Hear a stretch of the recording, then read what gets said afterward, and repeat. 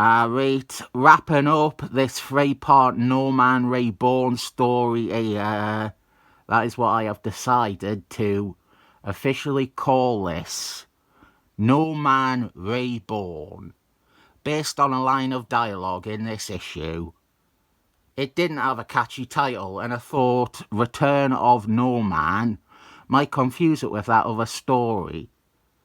Great cover here, your boy Zeck, Madam Hydra's. We are going to be talking about her in this one. We have Captain America, and he is still tripping his balls off on opium. I've come to think I don't like this. I don't like how reliant Madam Hydra's appears to be on opium in this story. Opium seems counter to what Madam Hydra's is about. Madam Hydra's hates everything and wants the world to burn. And opium would calm her down, it would sedate her. I cannot see Madam Hydra's taking opium, or even injecting people with it, because it could be blissful. And she would personally despise the concept of bliss or bestowing it on someone. Something else worth mentioning is Steve Rogers does a lot of hallucinating involving his dad. And other than a mention here, surprisingly, absolutely nothing is done with the idea that his dad wasn't a very good dad. He was a mean drunk, and that gets no real play in this. One thing I like a lot is Constrictive Man's little character arc. It's nothing original, and it's not written brilliantly, but it is a nice expansion upon a character. He is a hired hand that realises he is in over his head, and now he wants his enemies, the heroes, to wake up and save his bacon. It took 3 parts, but on this page we finally get what I want to see. Madam Hydra's mountain a barely conscious, unable to consent Captain America. And this is the trumpet fanfare that lets me know that it is time to talk about Madam Hydra's and her history. Let's turn back the clock to the hugely innovative and important Captain America 110, written and drawn by Jim Strunke. Captain America smokes in it, and I don't like that. But the story gives Captain America a new nemesis called Madam Hydra's, a seductive, evil babe who now rules the Hydra terrorist group. Her origin is that she is a child of war-torn Central Europe, orphaned, with the right side of her face scarred. Her right side, but it appears on the left to us. Her scars are a large part of her character and her origin. It forms the basis of why she hates the world and everything in it. Very, very important character stuff. Her having scars on her face. Now, you might wonder why I am putting so much emphasis on her having a scarred face. The thing is, I believe this story could be in some way responsible for the complications with this character. As you can see on this page, she is drawn on model, how she is traditionally depicted, with her hair styled to obscure the side of her face that is scarred. One thing your boy Zeck did that has muddied things up is he gave her shorter hair. And with this, the portion covering her face also seems to be shorter and therefore cover less of her face. But the biggest faux pas is that in her disguise as suburban Stepford wife, Madame Hydra's face is clearly seen and visible, and she has no scarring. No reference is made in the story to a mask or surgery. In fact, as we just saw, as Madame Hydra's, she is seemingly still drawn to at least evoke the idea that she is hiding one side of her face. Of course, the story of Madame Hydra's scars is a bit deeper than they forgot them in this story, and I think I have worked out what happened.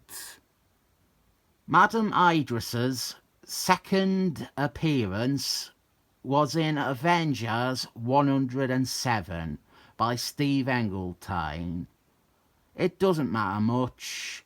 All he did was retcon that Madame Hydra's in her original story, in her only story, she was replaced with a space pants man.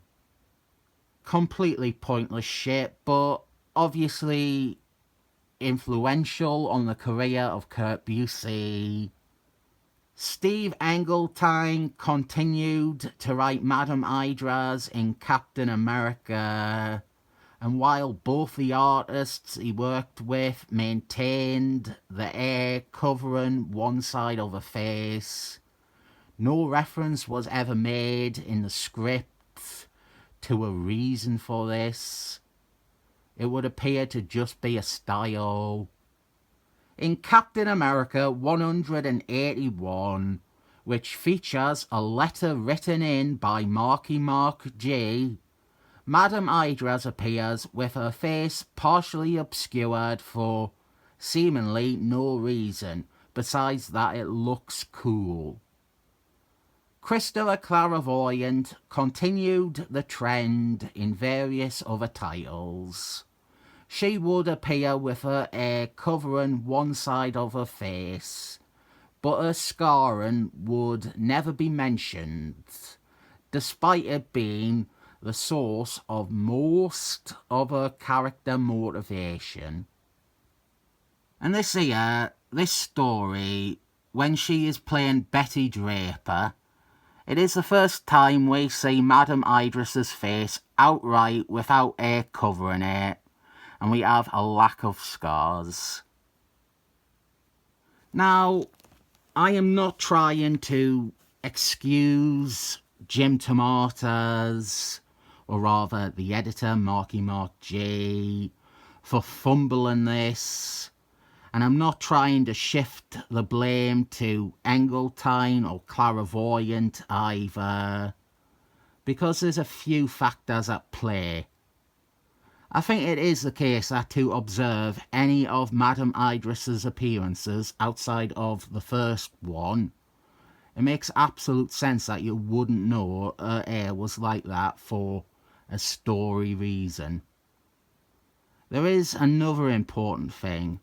Her plan of infiltrating suburban America as a housewife requires her to lose her scars, be it through heavy makeup or outright cosmetic surgery. That would make sense in the story, but we don't have that mentioned anywhere. We have, much like the Englehart and Clairvoyant stories, no reference anywhere to her facial disfigurement. We have art that seems to acknowledge it by way of her hair being brushed the way it is. But the scripting, the writing, the plotting, the editing seems oblivious to Madame Hydra's origin. Another thing is Jim DeMatteis only just in the most recent story before this one had a central villain with a scarred face. So maybe the decision was made to get rid of her scars or ignore them to stop the feeling of repetition. And my final point is that from Marky Mark G's perspective, this is possibly something he often does. He might think the reader will assume that she has had surgery or a mask or whatever, but it is something that the script needed to suggest. Otherwise, we have what we have, which is me sounding like I am making excuses for him. Just like when Fireplan abandoned his entire political agenda in Captain America 318, which I did do a video specifically about. Last time you will probably ever see a cutaway like this. As helpful as these are for pointing people towards ad videos, YouTube's interface continues to update and make this more and more work for me. Most of this, what you're seeing, isn't even YouTube's interface anymore. It's me recreating what you remember as YouTube's interface. Anyway, Madame Hydra's is actually written well in this. Despite the lack of acknowledgement to her origin, it's probably the best she has been written since her debut. Her evil plan is to spring a bioterror attack on a parade in suburban America with the drugged up Captain America, No Man, and S.H.I.E.L.D. agent Gail Runcita acting as its deliverers.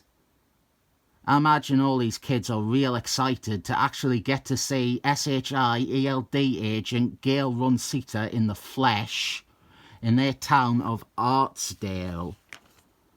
If you are a big Madame Hydra's fan, like me, don't be worrying. We're not done with her history just yet. We have a great art page here. Captain America snapping out of his drug trip. In terms of artwork, very well done. Not a big fan of how Jim DeMatteis handles the script side of this splash page. The next set of pages have a giant crease on them because most my ad Captain America comics are in states like this. They have been read too many times to be in an acceptable condition. So, Madame Hydra's, the problems with her character truly began with Christopher Clairvoyant, including, but not limited to, the scar thing. As we saw retconned in part 1 of this story, he revealed Madame Hydra's was Spider-Girl's mom, which made no sense and was a random arse pull. In Spider-Girl, we spend an issue with Spider-Girl dressed up as Madame Hydra's. She obviously has no scars on her face, but as someone who doesn't read the issues and flips through them, they could have glanced at this and gotten the information that Madame Hydra's face was fine, not realising this was Spider-Girl in her costume. In Spider-Girl issue 44, this is an art blunder. We see the side of Madame Hydra's face that is meant to be scarred, and it is fine. And this page gives us more nuisance. Madame Hydra's reveals that for 50 years, she has been possessed by Chthon, and that she has a magic chthonic eye. Never mentioned again. Ever. Rightfully. awful pointless shit that ruins Madame Hydra's more by again linking her heavily to things irrelevant and unnecessary. Christopher Clairvoyant had already done enough damage making her Spider-Girl's mom, but even before all of this, he gave her a tawdry romance with Silly Samurai. This is absolutely stupid and makes no sense of Madame Hydra's. She hates things. She hates everything. She wouldn't soften and discover true love in the arms of Silly Samurai or anyone. She would scoff at the notion of ever feeling anything for another person. But it's handled as sincere and honourable, and the one side of Madame Hydra's that is pure and absolute shit. And it is following this appearance where we really run into problems with Madame Hydra's, because after this she will almost never have the scars on her face. Her next major appearance is in Captain America again, during Marky Mark G's run, and she clearly has no scars on her face. She will guest appear in other books like Spider-Man or Punisher without scars. Sometimes, very occasionally, she will have scars. Eventually, we get to the point where in Benson's Avengers run, she will have scars or not, depending on what the artist felt like. And what side of her face they will or won't be on is random. But here we see Constrictive Man take a stand and grapple with Madame Hydra's to stop her from detonating a plague bomb. Seeing him do a turn is very pleasing, even if he ends up quite critically injured for his troubles. I also mentioned that Jim DeMatteis's No Man is a chump who never succeeds at anything, and it seems really weird that they reintroduced this character last issue and had him immediately suckered by the bad guys. And I was completely misremembering this bit here. No Man shoots down the hot air balloons carrying the virus.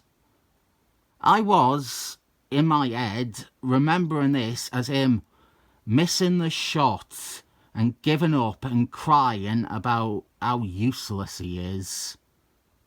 That is more in character for Jim DeMatteis' version of No Man than him successfully hitting anything. Captain America, he even wants to save Madame Hydra's from the explosion. What a hero. But that is our end, really. The heroes stopped the virus and Madame Hydra's. She appears to perish in the explosion. She'll be fine. Very happy to say that the mini-mate of Madame Hydra's not only has her hair designed to actually properly cover her face, but if you remove the hair or swap it with another hairpiece that maybe best resembles our hair is in this comic, you can see they actually had her face scarred underneath it. Not much, but they gave her some scars. She also came with a whip. Oh dear, what's she going to do to me with that?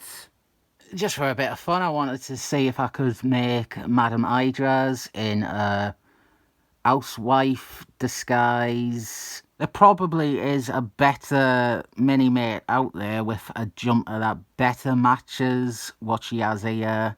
But in my collection, this was the best I could find. It is Kerry Washington from Fantastic Four. It is her torso and her arms. The head is just the Madame Idris's one because I wanted to keep the scars intact. But the earpiece is from Elliot Pride from the Days of Future Pants box set. This is the Ad Woman Elliot Pride. It's got a little bun at the back. It's not a one-to-one recreation, but I think it passes for something I quickly did in about 3 minutes. We've got the civilian look with the jeans and the jumper with rolled up sleeves, the brown hair. Oh, the jeans are from Marty McFly, I think, one of the Marty McFlys. At the start of this story, I offered the opinion that I think it is maybe Jim DeMatteis's strongest Captain America story. And I still think that is the case, but I might reconfigure that statement to say it is instead his most satisfying story. It is one of the most straightforward and accessible tales in his run. I can easily recommend this three-parter to anyone, no matter what their level of Captain America fandom or knowledge is.